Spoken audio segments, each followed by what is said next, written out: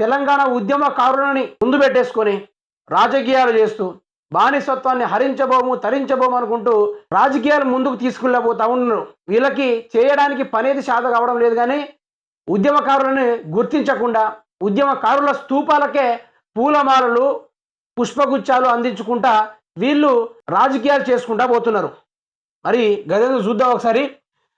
తెలంగాణ సమాజం బానిసత్వాన్ని భరించదు, స్వేచ్ఛను హరిస్తే ఊరుకోబోం, దొరల తెలంగాణను ప్రజా తెలంగాణగా మార్చినం, 10 ఏళ్లలో 100 ఏళ్ల విధ్వంసం, ప్రాంతీయేతరుల ద్రోహం చేస్తే పొలిమేర దాకా తరుముతాం, తల్లిని పిలుస్తుందుకు బిడ్డకు పర్మిషన్ అవసరమా, తెలంగాణను 3 జోన్లుగా విభజిస్తున్నాం, డ్రీమ్ 2050 మాస్టర్ ప్లాన్ తయారు చేస్తున్నాం, రాష్ట్రం వచ్చి 10 ఏళ్లైనా గీతం లేదు, తెలంగాణ ఆవిర్భావ వేడుకల్లో సీఎం రేవంత్ రెడ్డి. తెలంగాణ సమాజం బానిసత్వాన్ని భరించదు, తెలంగాణ సమాజం బానిసత్వాన్ని భరించదు. మరి భరించనందుకే 369 విద్యార్థుల యొక్క బలిదానాలతోటి ఏర్పడింది తెలంగాణ. అదే బానిసత్వం వద్దనుకొని.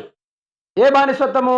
ఆంధ్రోళ్ళ చిప్ప చేతుల్లో ఈ రాష్ట్రం ఉండడం మంచిది కాదు, మన ఉద్యోగాలన్నీ ఆంధ్రప్రదేశ్కి వెళ్ళిపోతున్నాయని ఆ రోజుల్లో బానిసత్వాన్ని పోగొట్టింది ఇదే తెలంగాణ పురిడిగడ్డ.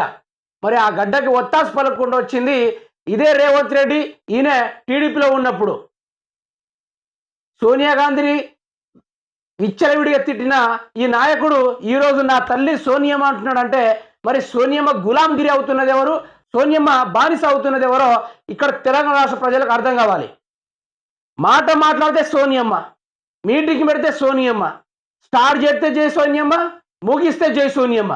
మరి గట్లాంటిది ఎవరికి బానిసత్వం ఉన్నారు, ఎవరి బానిసత్వాన్ని పోగొట్టుకోవాలో ఇక్కడ అర్థం చేసుకోవాలి రేవంత్ రెడ్డి గారు. అయితే బానిసత్వం తెలంగాణ ప్రజలు లేరు, ఆ రోజుల్లోనే బానిసత్వం పోవాలని దగ్గర 1200 మంది బలిదానాలు ఏర్పడి ఈరోజు తెలంగాణను కైవసం చేసుకున్నారు.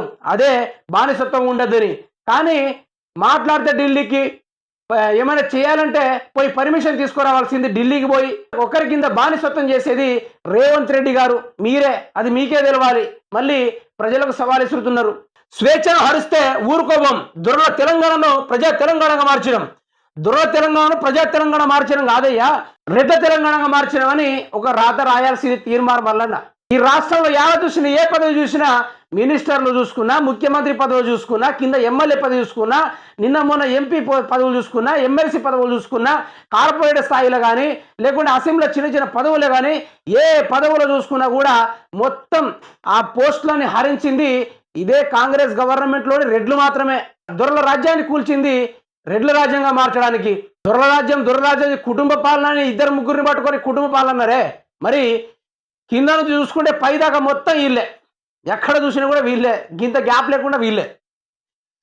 10 ఏళ్లలో 100 ఏళ్ల విధ్వంసం యావనో ఇది నిరూపించకపోతుంది. మాట మాత్రం బాగానే మాట్లాడుతున్నారు.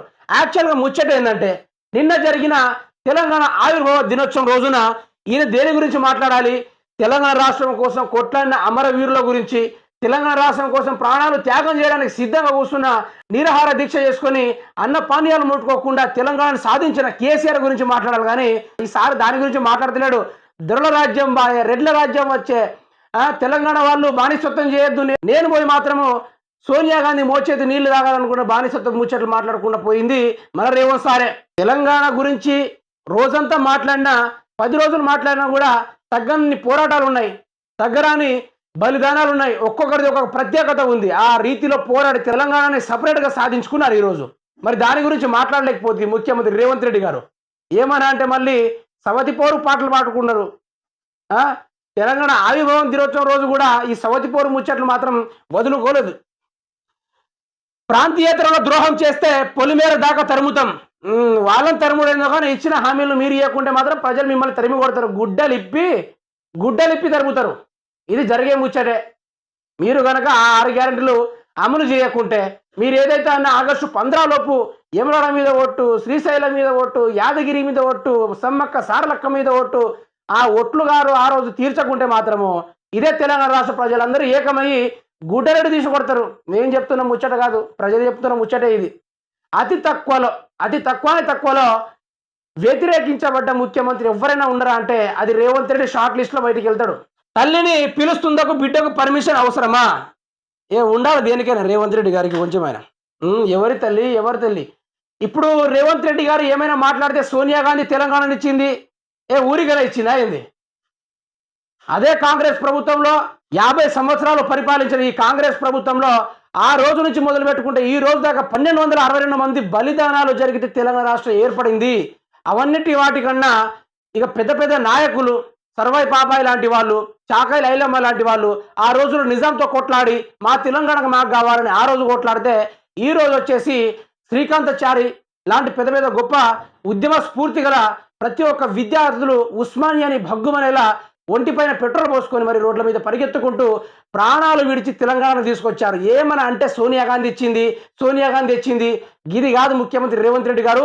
తెలంగాణ గురించి తెలుసుకున్న మీరు ఈ సీఎం పదవి ఉన్న కాలం మొత్తం తెలుసుకున్నప్పుడు సగం కూడా తెలియదు. గంత పెద్ద చరిత్ర ఉంది తెలంగాణకి.